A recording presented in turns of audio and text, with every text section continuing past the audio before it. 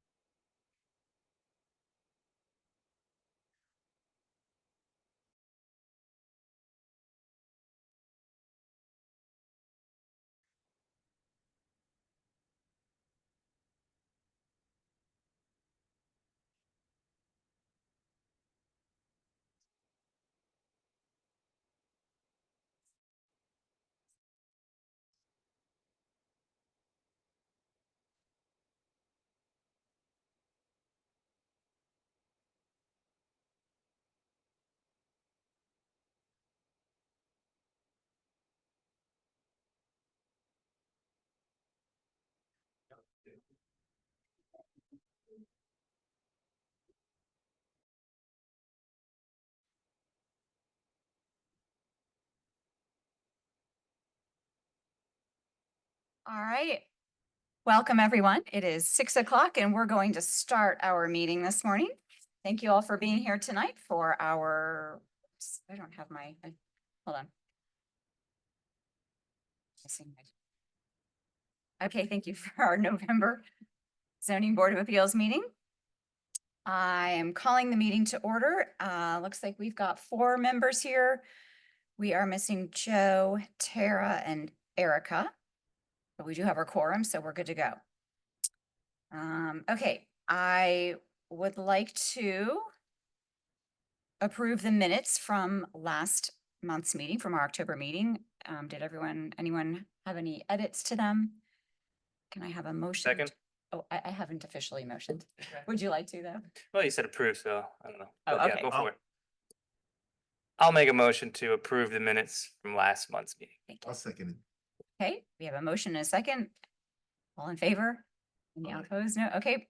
Our October minutes have passed. Thank you. I don't believe we have any organizational or procedural items. And I don't believe we have any unfinished business, so let's move on to our new business. Staff, would you like to present? Oh, my goodness, wait, excuse me. I have to read the preamble. This is what happens when the vice chair has to lead a meeting. She forgets the order of events. Okay, the Zoning Board of Appeals is charged with the responsibility of granting variances to ordinance requirements after determining whether there exists an undue hardship upon an applicant. In determining whether or not to grant a variance, the board shall apply the criteria specified in the City Code of Ordinances to the facts of each case. The Zoning Board of Appeals does not create zoning, nor can it change zoning. Matters brought before the Zoning Board of Appeals are to be concerned only with variances from requirements of the zoning ordinance, sign ordinance, and development and environmental ordinance. The board has no authority to grant variances for use, density, or height. Further, the board hears cases requesting an appeal to a staff interpretation or decision on these same ordinances. Final decisions of the Zoning Board of Appeals may be appealed by petitioning the Superior Court of DeKalb County within 30 days after the decision is rendered. And with that, I would like to ask staff to please present our first case tonight. Yep, I'm happy to. So the first case is ZBA 24-16. It's 4535 West Sudbury Court, and they're requesting a variance from Chapter 16, Section 78 to allow a home addition to encroach into the 75-foot stream buffer. So the subject lot is zoned R75 and it's 0.6 acres.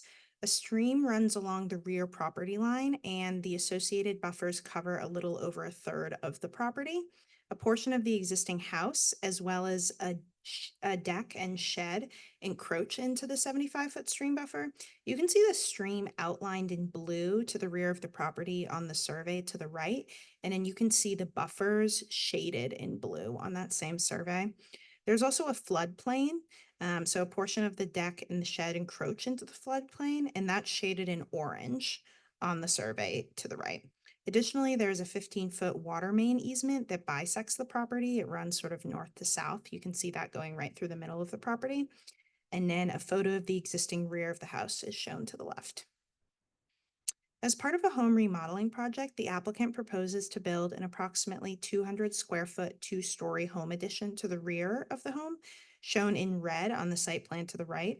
A portion of the home addition will be built over existing concrete, and most of the addition will encroach into the 75-foot stream buffer, prompting a stream buffer variance request. No portion of the home addition will encroach into the floodplain, and the proposed rear elevation is shown to the left.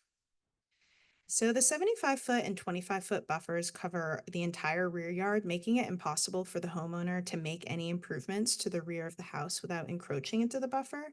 Additionally, a water main with an associated 15-foot easement crosses the front yard diagonally, rendering most construction to the front of the house unfeasible. The impervious surface increase within the stream buffer would be minimal due to the existing concrete, and the project would only require minimal disturbance. Additionally, construction would not significantly impact the stream bank, natural habitat, or water quality, and staff finds that the project would not go beyond the minimum necessary to afford relief. The applicant is further proposing to remove the shed that currently encroaches into the floodplain, decreasing the amount of impervious surface in the floodplain, and staff is really supportive of that. Home additions are a pretty standard improvement for many homeowners, and the proposed home addition is relatively minor at only 200 square feet. That would make the square footage of the house approximately 2,200 square feet, which is pretty typical for this neighborhood. Thus, staff finds that there would be no special privileges granted, and that denial of the variance could cause an undue hardship by preventing the homeowner reasonable use of their property. Overall, the requested variance would be consistent with the spirit and purpose of this zoning ordinance and the comprehensive plan. Based on these reasons, we're recommending approval of the request, subject to the conditions shown here. So conditioning them to the site plan, saying that construction must start within 2 years of the granting of the variance, and then just sort of having that shed removal as one of the conditions as well. And I'm available for any questions. Okay, thank you. Board, any questions for staff? I have a question. Can you explain the floodplain and how that differs from the ordinary stream buffer? Yeah. And if I can add one extra detail, I saw in some notes about a 100-year flood plain, sorry. Mhm. If you can just elaborate on that too. Yeah, so the floodplain is like federal designation. The stream buffers are a city designation. And so the floodplain is the area that's at an increased risk of flooding within the next 100 years. And so it's just sort of think of it as a stream buffer, but more intense in terms of sort of limiting construction within it.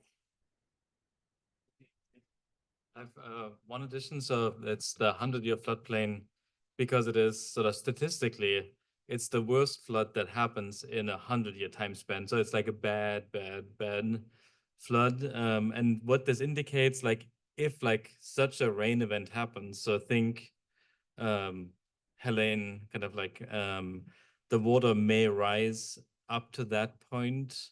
So that's a real kind of life safety issue. So like there's very stringent standards. So if someone wants to build in the floodplain, that wouldn't just be something that we recommend and then you all would see it. There's like engineering studies that go with this. The stream buffer is around any sort of waterway that we have in the city. That's more like a environmental, like a regulatory item, but that isn't a life safety issue. So floodplain, when we hear floodplain, that's a big deal. The stream buffer is something that, just happens. Yeah. Okay, thanks. That's helpful. And you mentioned, Paul, you mentioned stream, or it was mentioned earlier, stream buffer, which is ephemeral stream, right? And that is more of a city, but there's also a city designation, state and county. Is that correct? And we So, observe some kind of baseline for that. Yeah, so for streams, there's like different streams don't always carry. There's like, if you think of a creek or like a stream, you think of like there's always running water. That's not the only type of stream. There's periodic streams that carry water periodically, but sometimes are dry. Those still can be streams. The rules of that are state designated. So the state of Georgia asserts authority over streams. We call them sort of waters of the state. So that's a state process. And then a stream is either a water of the state or it isn't, depending on sort of environmental characteristics. And then the state has a 25-foot buffer. The city of Dunwoody and many other municipalities in the region have a municipal 75-foot buffer, but it's around the same streams. So if something is a water of the state, which this one is, then it has a 25-foot state buffer and a 75-foot city buffer. Thank you. Any other questions for staff or no? Okay. Could the applicant please come forward and present your case? And if you can state your name and address too, please. Well, I representing Hope and Tony. My name is Mike. Mike, excuse me, just if you can state your full name and your address. Mike Sisson, at my home address or this address? How about both, just for the record, Okay. because I don't know which we need, but let's do Uh, both. 1873 Walthall Drive, Atlanta. And I can't remember yours. 50 what? What is your address? 4535. 4535 Sudbury, West Sudbury. Is that good? I really have nothing much to add. We've been through the property multiple times, and really this is about the only place to do the enhancement. So I think it's very reasonable to do it. And I know they're very excited to do it. They've waited 23 years to do it. So. And just also, you're the builder, the general contractor? I work with one, Cecil Stanzel. Okay, He just couldn't be here tonight. okay, thank you. I Okay. really have nothing else to add. Okay, great, thank you. I think. Does anybody here want to speak in favor of the application?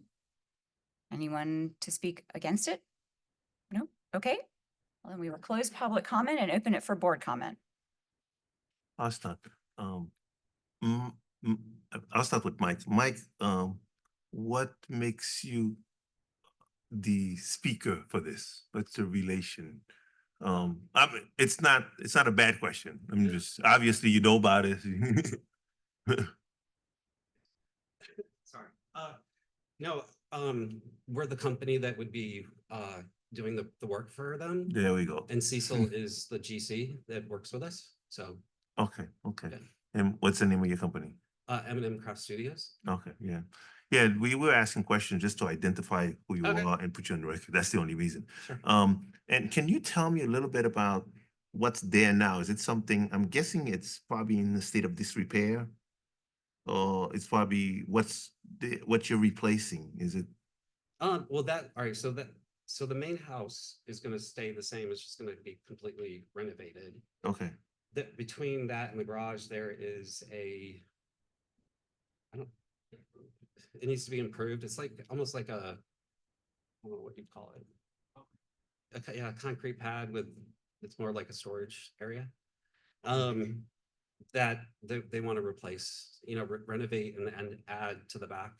okay. of But the- on the concrete pad, is there anything there now? No. Okay, okay. And then there's something on the floodplain that's gonna be taken out. Yeah, it would be added from the current structure back into the floodplain a little bit. Okay, okay. Yeah, but they would be removing the shed to compensate for that. Because the shed's in the floodplain now. Yeah. Yeah, okay. So, And if I can expand on that, the majority of the new construction is happening over where the concrete pad is, Yes, correct? That's correct. So, and there's just a minimal portion that will extend beyond that. Yeah, very minimal. Yeah. Okay, thank you. I mean, to me, that the question was they're kind of making the place better because they're taking out some of the stuff in the floodplain. And I know I was trying to get that from you, but whatever's there within the time that they've been living there, it can't be something that does not need repair. So I'm thinking, you know what? They're not encroaching as much. It seems to be better. I don't have a problem with it. I agree. We're reducing impermeable surface where the construction is happening on existing impermeable surface. So it's not, we're not adding any, or they're not adding any there. And the incremental is minimal. It's almost a wash because by the time you take out the storage shed for the lack of concrete that's in that one area, it's the same. I mean, And there's really nowhere that they could expand that is not in the stream buffer, the floodplain, the easement. No. So right. I mean, I'm ready to make a motion unless you guys want to do something else. do I have a motion? Yep.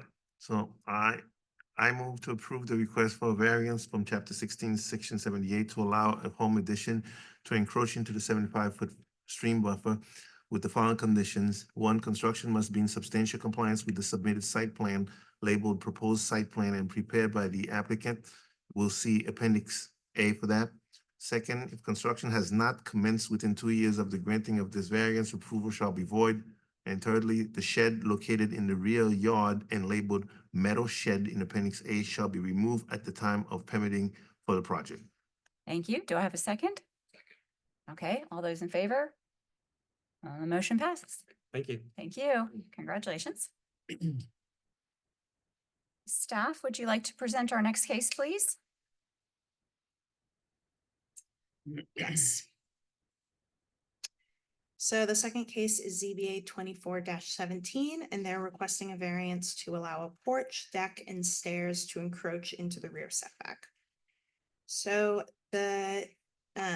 so here you can see some photos of the existing rear of the house now. So they have an existing porch and then some existing steps. And so you can see on this survey here that the subject property is a corner lot. It has frontage on both Milepost Drive and Dunwoody Station Drive. So as an irregularly shaped lot, The 35-foot street setback is applied to both the west and southwest property lines, the 40-foot rear setback to the southeast property line, and the 10-foot side setback to the north property line. And so the applicant is proposing to replace that existing deck with a new 496 square foot porch, 176 square foot deck, and accompanying stairs. So part of the porch and all of the deck and stairs will encroach into the 40-foot rear setback by a maximum of 25 feet, prompting a variance request since the improvements are more than 30 inches in height above grade. And so you can see the proposed porch in red, the proposed deck in blue, and the proposed stairs in yellow on the site plan to the right. And then the renderings are shown to the left. So the subject property meets the minimum standards for lot area and width. However, as a corner lot, it has 2 street setbacks and a rear setback, which constrains the buildable area. That's further constrained by the pretty unusual shape of the property. The rear and side property lines are severely tapered, creating a pie shape. A portion of the existing house exists in the 40-foot rear setback, making it challenging for the applicant to make improvements to the house without further encroaching into the setback. Additionally, there are existing stairs encroaching into the rear setback, and the existing deck was built right up to the 40-foot rear setback. The applicant is proposing to replace those with a new porch deck and stairs that will not substantially increase the encroachment, which staff considers to be a relatively minor project.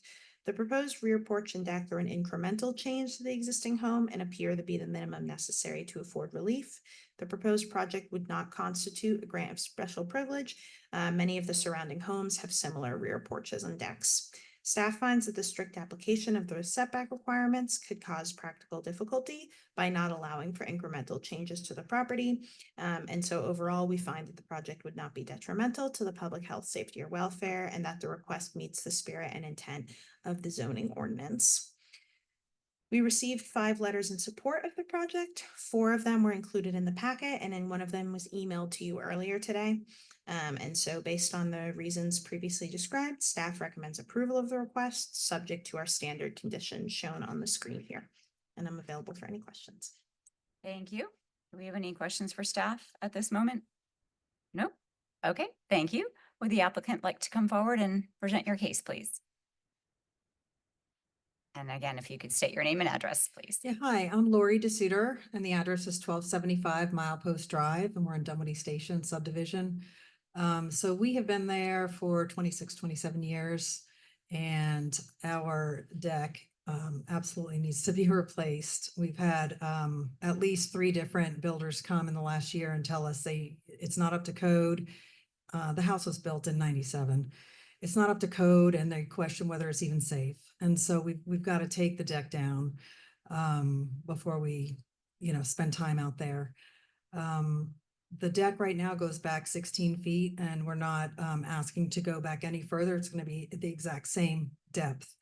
And the problem with the corner of the house, we can't move our house. The house is where it is. The people who are next door to us are thrilled we're going to replace this rundown, decaying deck. And yeah, so that's what we're asking for. Okay, great. Thank you. Anyone here to speak in favor of the application? We'll be doing this project, so obviously I'm excited too. Okay, if you could state your name and your address, please. Vinnie Lima, the address is 7 North Boundary Place Northwest, Atlanta, Georgia. Okay, great. Thank you. Mhm. Anyone here to speak in opposition to it? Okay, well, we will close public comment and open it up for board comment. Board, any comments, questions? Sounds like they're not expanding any deeper into the rear setback. They're simply not just replacing, but extending and adding incremental square footage into the setback, but not pushing out any farther than they already are with this dilapidated, unsafe deck and stairs, which Yeah, clearly fine. would help to replace and improve. Yeah, people always get my attention when they're trying to replace dilapidated decks. During COVID at our home, our deck fell. Yeah, I can tell by seeing the site pictures that, I mean, I didn't want to, put the cart before the horse, but it looked like it had some stability concerns. So I see where your contractors are coming from there, but, yeah, I'm ready to Yeah, I move on. mean, hey, you know what? Safety first. Yeah, I'll make a motion. All right. Okay, I move to approve the requests for a variance from chapter 27, section 58 to allow a porch, deck, and stairs to encroach into the rear setback with the following conditions. One, construction must be in substantial compliance with the submitted site plan drawn by the applicant, see Appendix A. And two, if construction has not commenced within 2 years of the granting of this variance, approval shall be void, and this is for ZBA 24-17 for 1275 Mile Post Drive. Thank you. Do I have a second? I second. Thank you. All those in favor? All right, it passes unanimously. Thank you so much and congratulations. Okay, I don't believe we have any other business. There are any public comments? No, there are not. Do we have any board comments before we adjourn? No. Okay, well then we are adjourned. Thank you. Right. Contractor gave me a hug like that. It's like, like, what a nice contract. Can't even get him on the phone. Beg him. I know. See you guys. Good job. Bye, guys. Bye, guys.